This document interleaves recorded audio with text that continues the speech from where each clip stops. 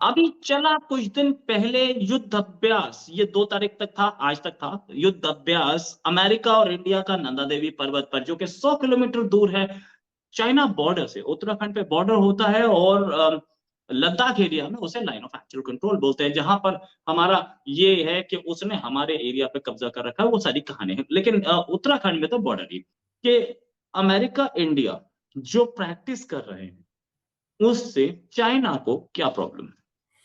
भाई दिसंबर आते ही gas load shedding में इजाफा हो गया। इस्लामाबाद के शहरी परेशान, न घर में गैस है न होटल में। बच्चों को स्कूल जाने और शहरियों को दफ्तर जाने में मसाइल का सामना है। तफसीलात जान लेते हैं।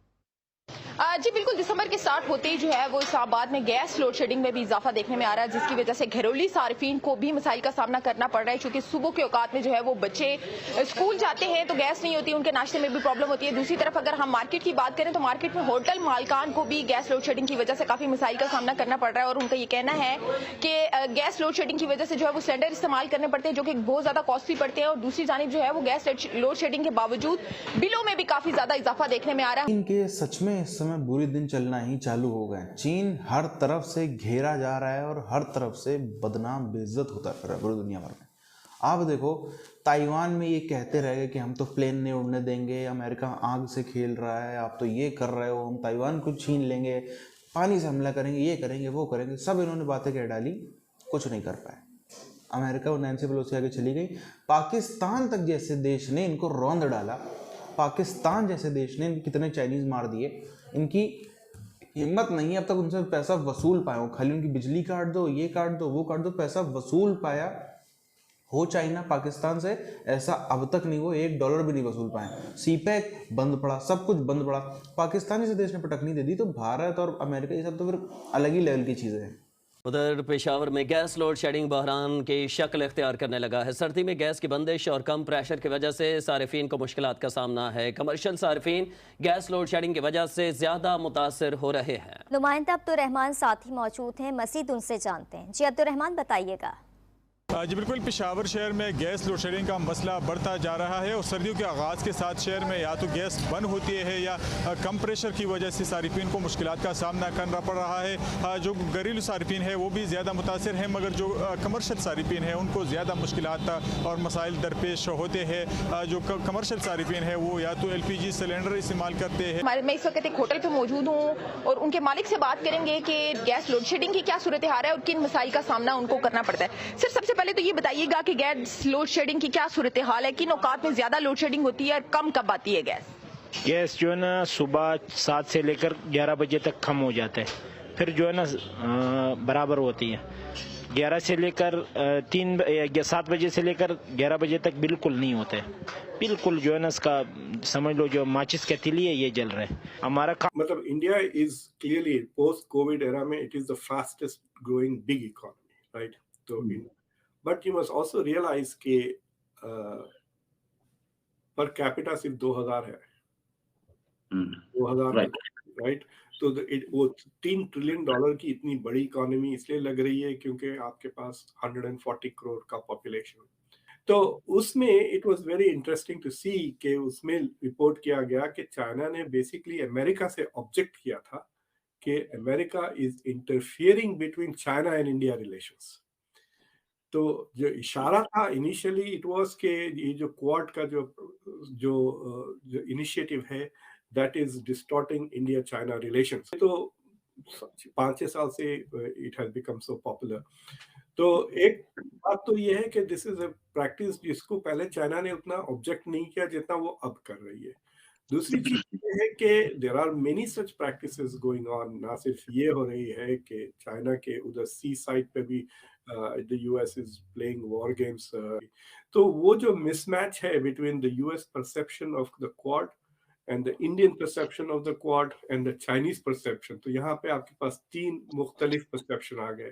China clearly sees Quad as an attempt to ensure कि इंडिया और चाइना के बीच में कोई ताल्लुकात गहरे ना हो, to affect our other bilateral ties.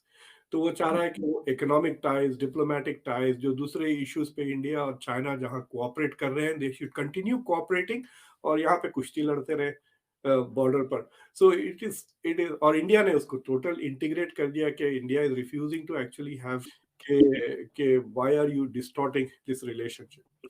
लेकिन वो रिपोर्ट में एक इंटरेस्टिंग चीज रोहित साहब मैं नोटिस किया कि the department of defence continuously quad को एज ए स्ट्रेटेजिक अलायंस की तरह रिप्रेजेंट किया है। तो जो यूएस डिपार्टमेंट ऑफ डिफेंस है should move towards human development index and see, for example, आप देखे होंगे इतना धूम है about Indian engineers, about Indian doctors, about Indians leading CEOs वगैरह, लेकिन अगर आप टॉप यूनिवर्सिटीज में देखें तो इंडिया के बहुत कम यूनिवर्सिटीज आते हैं साहब इलेक्शन में, बिकॉज मैं पहली बार समझ में नहीं आया कि why I was fascinated with the election। फिर बाद में 1-2 साल में जब पढ़ने लगा तो I understood कि डिबेट्स यहाँ पॉलिसी पे होते हैं, पॉलिटिक्स कम, पॉलिसी पे ज्यादा डिबेट्स होते हैं। विच मीन तो इंडिया और पाकिस्तान की जो मिलिट्रीज थे, दे वर द ओनली मिलिट्रीज जिनके पास इतनी ऊंचाई पर जंग लड़ने की कैपेसिटी उन्होंने डेवलप की थी। तो उसकी जो मेरे ख्याल से उस कॉन्टेक्स्ट में अमेरिका वाज वेरी इंटरेस्टेड कि इंडिया के साथ प्रैक्टिसेस करें ताकि they can also learn how to fight इस ऊंचाई पर इन टर्म्स ऑफ जो इकोनॉमी, जो अभी अंबानी साहब ने शायद प्रेडिक्ट किया कि $40 ट्रिलियन इकोनॉमी होगी। I don't know when he is predicting that for, but the assumptions are very clear कि in terms of the size of the economy it will be China, India and the US, and then Indonesia will be the fourth। Japan से भी आगे हो जाएगा, Japan के साथ अभी चंद हफ्ते पहले हुआ। So there is, China is feeling a little pressure कि भाई उसके पेरिफेरी में America is conducting a lot of military exercises। दूसरी चीज ये है कि जो आपने इशारा किया है, वो रिपोर्ट हर साल द कांग्रेस रिक्वायर करती है कि department of means the public is educated enough where you can talk about one specific policy issue and say देखो अगर हम ये पॉलिसी जैसा कि इन्वेस्टमेंट इन ग्रीन एनर्जी में यहाँ पे करते हैं तो यहाँ पे ये असर होगा। सो वो लेवल का डेवलपमेंट होने के लिए you need to have a large constituency in the country with major relations with China. जब तक कि ये बॉर्डर इश्यू को रिसॉल्व ना करे, फॉरेन मिनिस्टर जयशंकर ने 1 नहीं 2 बार एटलीस्ट कह चुका है कि जब तक ये इश्यू रिसॉल्व नहीं हुआ we can not move ahead with China on several other issues. तो मुझे लगता है कि इन्होंने चाइना ने कोशिश भी की कि अमेरिका पे प्रेशर डाले, बट दैट इज गुड, मतलब डिफेंस वगैरह के लिए वो अच्छा होगा, क्योंकि आपके पास अगर 25-30 ट्रिलियन डॉलर है तो आप 1-8 ट्रिलियन उसमें से डिफेंस वगैरह पे खर्च कर सकते हैं, बट दैट डजंट मीन कि पूरी पॉपुलेशन की लिफ्ट हो जाएगी ना। So that is one thing that is also focused on the nuts and bolts of development. China के बुरे दिन बहुत ही तेजी से बढ़ते ही चले जा रहे हैं। इनका हर दिन है ना, अगला दिन पिछले दिन से भी ज़्यादा बुरा होता चला जा रहा है। आप देखो चाइना के चाहे अंदर के क्राइसिस हो, इंटरनल क्राइसिस हो, चाहे नेचुरल चीज़ों को हम देख लें, चाहे इनका जो वर्ल्ड अफेयर्स में पूरी दुनिया भर में इनका जो चल रहा है फॉरेन पॉलिसी इनकी हम देख लें, हर तरह से जो है वो इनके ऊपर ग्रहण लगता हुआ हमें नज़र आ रहा है। एक बात आप देखो, आज से 5-7 साल पीछे अगर हम जाएँ, 5-7 साल पीछे भी नहीं, मात्र 2-2.5 साल भी पीछे चले जाएँ, तो वो ऐसा टाइम था जब चाइना बहुत तेज़ी से राइज कर रहा था, बहुत तेज़ी से ग्रो कर रहा था। अब उस ग्रोथ के चक्कर में चाइना ने अपने सभी पड़ोसियों से दुश्मनी पाल ली। कोई पड़ोसी नहीं, सिंगल पड़ोसी भी नहीं है जिससे इनके बहुत ही अच्छे संबंध हो। हर पड़ोसी से इनका कुछ ना कुछ पंगा है, कुछ ना कुछ फड्डा इनका है। अब उसमें तब तो चलो बाकी सब दबते थे उस समय कि हाँ ठीक है, ये कुछ ना कुछ ये बढ़ रहा है, बहुत तेज़ी बढ़ रहा है, हो सकता है सुपर पावर बन जाएगा, हो सकता है हमको तंग करने लग जाए, बहुत पैसा इसके पास में। जो इसकी ताकत है ना, जिसके दम पे ये इतना उछलता था, वो था पैसा। पैसा अभी भी कहीं ना कहीं है, लेकिन लिक्विडिटी का, क्विक कैश का बहुत ही बड़ा जो है वो समस्या चाइना के अंदर हो गया है। इसीलिए आप देखो, इसीलिए इनके हम देखते हैं कि बैंकों में कभी पैसे नहीं निकल रहे, कभी कुछ नहीं हो रहा। इनका आप देखो, जो सेमीकंडक्टर इंडस्ट्री है तबाह होता हुआ हमें नज़र आ रहा है। इलेक्ट्रॉनिक इंडस्ट्री इनका लगभग पूरा का पूरा तबाह होता हुआ हमें नज़र आ रहा है।